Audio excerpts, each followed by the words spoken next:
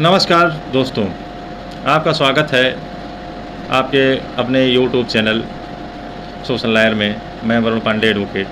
आज मैं आपको एफआईआर यानी प्रथम सूचना रिपोर्ट कैसे दर्ज कराई जाती है उस बारे में आपको बताऊंगा। धारा 154 सीआरपीसी की, इसके तहत आम जनता भारतीय नागरिक को यह अधिकार दिया जाता है कि अगर उसके साथ किसी भी व्यक्ति, पुरुष या महिला के साथ अगर कोई भी संज्ञेय अपराध हो जाता है तो उस अपराध की सूचना प्रथम सूचना रिपोर्ट के ज़रिए अपने नज़दीकी पुलिस स्टेशन में वो व्यक्ति या महिला दे सकती है। और प्रथम सूचना रिपोर्ट देने में क्या क्या सावधानियां बरतनी चाहिए, क्या क्या आवश्यकताएं हैं प्रथम सूचना रिपोर्ट दर्ज कराने के लिए, वो मैं आपको इस वीडियो में आगे बताऊंगा।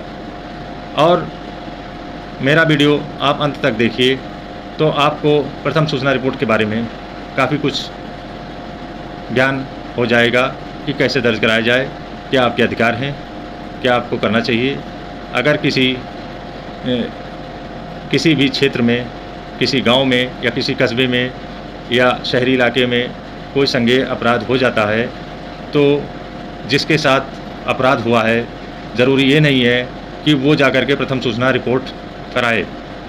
अगर उस क्षेत्र के किसी नागरिक को भी उस अपराध का ज्ञान हो जाता है तो उसका भी अधिकार है कि वो जाकर के उस अपराध के बारे में थाने को इत्तला कर सकता है। और थाने में मौजूद भार साधक अधिकारी जो भी हो, चाहे एसओ हो या वो छुट्टी पे गया हो, तो वो किसी को इंचार्ज दे करके गया होगा तो उस टाइम पे वो भार साधक अधिकारी कहलाता है और वही आपकी प्रथम सूचना रिपोर्ट यानी एफआईआर को दर्ज करने का पात्र होता है। थाने में केस डायरी भी होती है जो प्रतिदिन कितना अपराध हुआ है उसमें भी अपराध के बारे में विवरण दर्ज होता है। अतः आपको जब भी आपके साथ कोई भी घटना हो जाए या आपको अपने किसी क्षेत्र में किसी आपराधिक गतिविधि या संज्ञेय अपराध से संबंधित किसी घटना का ज्ञान हो जाए तो आप अपने नज़दीकी पुलिस स्टेशन पहुंच करके लिखित रूप से या मौखिक रूप से थाने को में मौजूद भार साधक अधिकारी को इत्तला कर सकते हैं कि अमुक अपराध हमारे क्षेत्र में हुआ है या मेरे साथ हुआ है, या घटना क्यों हुई, क्या कारण थे, किसके द्वारा कारित की गई और किस जगह पर हुई। इतनी चीज़ें बहुत ही महत्वपूर्ण होती हैं किसी भी घटना को दर्ज कराने के लिए। अगर घटना दर्ज कराते समय कोई भी देरी हो गई हो तो देरी का कारण प्रस्तुत करने पर प्रस्तुत आप करिए कि क्यों देरी हुई, उसका कारण भी दर्ज करवाइए प्रथम सूचना रिपोर्ट में। कि अगर कोई भी आपराधिक गतिविधि हुई है तो कुछ लोग भयवश या लोगों के आसपास के लोगों के दबाववश कुछ थोड़ा समय ले लेते हैं, डर के मारे चुपचाप बैठे रहते हैं, तो एक आध दिन बाद घर से निकलते हैं और जाकर के फिर थाने को इत्तला करते हैं। तो किस कारणवश आपका थाने में जाने में देरी हुई तो उसके बारे में भी आपको थाने में जाकर के बताना है। थाने में जाने से पहले आप एक कागज़ में नोट कर लें कि किन किन व्यक्तियों ने आपके साथ आपराधिक कृत्य किया है। साथ में उन व्यक्तियों के पिता का नाम अगर मिल जाए तो बहुत ही अच्छा रहेगा, और वो स्थान जहाँ पे वो घटना कारित हुई उसका भी विवरण आप नोट कर लीजिए, और किस कारणवश ये घटना की गई उस कारण का भी डिटेल अपने पत्र में कर लीजिए। उसके बाद जब आप थाने में जाएंगे तो विधिवत रूप से आप थाने में उक्त घटना की सूचना देंगे। थाने का कर्तव्य ये नहीं है कि पहले वो जांच करे उसके बाद आपकी एफआईआर दर्ज करे। थाने का कार्य ये है कि कोई अपराध हुआ है तो आपने उसकी सूचना दी है उस आपराधिक कृत्य की, तो थाने का दायित्व ये है कि उस अपराध के बारे में प्रथम इत्तला सूचना यानी एफआईआर को दर्ज करें। ऐसा कोई भी नियम नहीं है कि थाना पहले उसके बारे में इन्वेस्टिगेशन करेगा, फिर आपकी एफआईआर दर्ज करेगा। ये भी आपका अधिकार है, इसके बारे में आप जान लीजिए। और आप जब थाने में सूचना देंगे, उसके बाद आपसे कोई रिश्वत नहीं मांग सकता है या एफआईआर दर्ज करने के लिए। या एफआईआर जब दर्ज की जाती है तो वो निःशुल्क होती है, उसमें कोई भी शुल्क दे नहीं होता है। इसके बाद एफआईआर जब दर्ज कराई जाएगी तो उसकी एक कॉपी आपको दी जाती है निःशुल्क। और आपका अगर कोई भी दिया गया पत्र अगर एफआईआर संबंधित है तो उस एफआईआर के साथ वो अटैच किया जाएगा।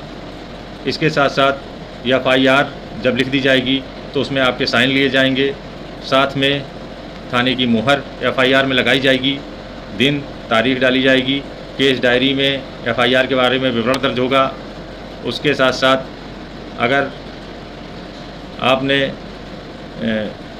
पत्र नहीं दिया है तो ज़रूरी नहीं है कि आपका पत्र दिया जाना ही आवश्यक है। आप मौखिक रूप से बोलेंगे तो भी एफआईआर दर्ज होगी। एफआईआर जब दर्ज हो जाएगी तो आपको पढ़ के सुनाई जाएगी।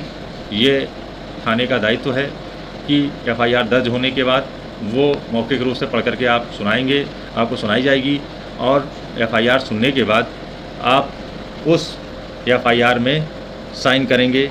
अगर आपको उचित लगेगा कि सही लिखी गई है, जो नाम आपने बताए हैं वो इंगित किए गए हैं कि नहीं किए गए हैं, स्थान सही है कि नहीं है, उसके बाद जो अपराध किया गया है जो आपने बताया है वो सही दर्ज है कि नहीं है, उसके बाद आपको एक नकल यानी उसकी एक प्रतिलिपि दी जाएगी। अगर किसी कारणवश आपको प्रतिलिपि नहीं मिलती है तो यह उस थाने के भार साधक अधिकारी का दायित्व होगा तो डाक द्वारा, रजिस्टर डाक द्वारा उसकी प्रतिलिपि आपके घर भेजें। अगर किसी कारणवश भार साधक अधिकारी यानी एसओ एफआईआर नहीं लिखता है आपका, तो आपको एसपी के यहाँ जाना चाहिए, वहाँ पे अपनी समस्या के बारे में बताना चाहिए और पूरी डिटेल आप लिखित रूप से एसपी के यहाँ दें। अगर फिर भी कार्रवाई नहीं होती है तो आपके पास एक और तरीका है, आप ऑनलाइन एफआईआर दर्ज करवा सकते हैं। ऑनलाइन एफआईआर दर्ज होने के बाद संबंधित थाना जांच करेगा और सही पाने पर उसको आगे प्रोसीड करेगा। इसके अलावा एक और तरीका है कि अगर आपकी फिर भी नहीं एफआईआर आपके मन मुताबिक हो पा रही है तो 156(3) के सीआरपीसी की धारा 156(3) उसके अंतर्गत आप मजिस्ट्रेट के यहाँ आवेदन कर सकते हैं अपने अधिवक्ता के द्वारा अपनी पूरी समस्याएं बता करके। और मजिस्ट्रेट को ये पावर है कि अगर वो एविडेंस और अन्य चीज़ें, गवाह, सरकमस्टेंसेस, अगर वो समझता है कि आपका दावा उपयुक्त है तो मजिस्ट्रेट भी ऑर्डर कर सकता है कि एफआईआर दर्ज की जाए। मजिस्ट्रेट के द्वारा अगर आदेश कर दिया गया एफआईआर दर्ज करने के लिए तो संबंधित थाने को एफआईआर दर्ज करनी पड़ेगी। अगर संबंधित थाना मजिस्ट्रेट के आर्डर पर भी एफआईआर दर्ज नहीं करता है तो उस थाने के भार साधक अधिकारी को मजिस्ट्रेट अदालत में सम्मन कर सकता है, प्रेजेंट कर सकता है, उसे सज़ा भी दे सकता है। मजिस्ट्रेट को पूरी पावर है कि वो उसको सज़ा दे दे। इसलिए 156(3) एक बहुत ही मजबूत धारा है और मजबूत कानूनी रूप से एक प्रबंध है जिसके द्वारा आपको उचित न्याय प्राप्त हो सकता है।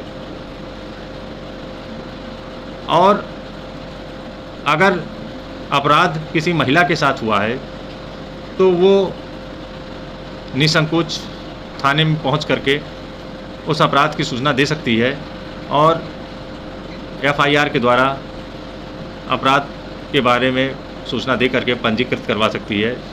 एफआईआर महिलाओं के विषय में विशेष पावर दी गई है। अगर वो उस थाना क्षेत्र से संबंधित नहीं है, किसी अन्य थाना क्षेत्र में वो अपराध हुआ है तो वो अपने मूल निवास के थाना क्षेत्र में भी कंप्लेन करके एफआईआर दर्ज करवा सकती है। और एफआईआर दर्ज करवाने के बाद संबंधित थाने में वो एफआईआर ट्रांसफ़र कर दी जाएगी और उस पे कार्रवाई उसी तरीके से होगी जैसे वो वहीं ही पंजीकृत कराया हो। महिलाओं से संबंधित अपराध के लिए ये विशेष प्रबंध है। तो दोस्तों, मैं ये बताना चाहता हूँ कि एफआईआर अगर दर्ज करवाना है तो आप घबराएं नहीं, पूरी तैयारी के साथ थाने पहुँचें तथा जो मैंने बताया है स्टेप्स कि आप एक कागज़ में पहले से ही मैटर को तैयार कर लें ताकि आप बताते समय कुछ भूल न जाएं, क्योंकि अक्सर देखा गया है कि उस समय आवेश में व्यक्ति होता है जिस समय उसके साथ कोई घटना हुई रहती है और वो जल्दबाजी में कुछ तथ्य भूल जाता है। जब बाद में मुकदमे का ट्रायल होता है तो उसके अधिवक्ता ये कहते हैं कि आपने अमुक व्यक्ति का नाम उसमें दर्ज नहीं कराया, ऐसी क्या बात थी या आपसे क्या गलतियां हो गई, तथा इसीलिए मैंने ये वीडियो बनाया है ताकि आपके साथ कोई घटना कारित हो तो आप पूरी तैयारी के साथ थाने पहुँचें और सही तरीके से अपनी बातों को प्रेजेंट करें। और एक विशेष बात और, जैसे ही आपके साथ कोई घटना कारित हो तो 112 नंबर उत्तर प्रदेश पुलिस का जो हेल्पलाइन नंबर है उसमें ज़रूर सूचना तत्काल दे दें और उसके बाद एफआईआर दर्ज कराने में देरी न करें, क्योंकि कानून में ये कहा गया है कि अगर देरी से दर्ज कराई गई एफआईआर है तो अलंकृत हो सकती है, मैनिपुलेट हो सकती है या उसमें किसी तरीके के भ्रामक तथ्य भी डाले जा सकते हैं। इसलिए आप इस तरीके की चीज़ों में डिले मत करें। जैसे ही आपके साथ कोई चीज़ घटना कारित हो तो आप तत्काल रिएक्ट करें और किसी भी बहकावे में ना आएँ, लोगों के भ्रमित करने पे ना आएँ, त्वरित फैसला लें तथा त्वरित फैसला लेने से आपको लाभ ये मिलेगा कि आपका मामला पूरी तरीके से सुना जाएगा और उसको मैनिपुलेट भी नहीं किया जा सकता है। अगर कोई थाने का अधिकारी आपसे घूस मांगे तो आप एसपी के यहाँ शिकायत कर सकते हैं, उनको पूरी सूचना दे सकते हैं, लिखित रूप से सूचना दे सकते हैं। ये आपके अधिकार हैं जिनके बारे में मैं आपको बता रहा हूँ कि रिश्वत या घूस की कोई आवश्यकता नहीं होती है और हर काम जो है घूस से ही नहीं होता है। कुछ चीज़ें ऐसी भी होती हैं कि बिना घूस और रिश्वत के भी पूरी हो जाती हैं। अगर आपको मेरा ये वीडियो पसंद आया हो तो लाइक करें, सब्सक्राइब करें और शेयर करें। अगर आपके कोई सवाल हों तो इंस्टाग्राम आईडी में डायरेक्ट मैसेज के द्वारा आप बता सकते हैं और आगे मैं आपको और भी सूचनाएं देता रहूँगा कानून से संबंधित। अगर आपको मेरा वीडियो पसंद आया हो तो लाइक करें। बहुत बहुत धन्यवाद।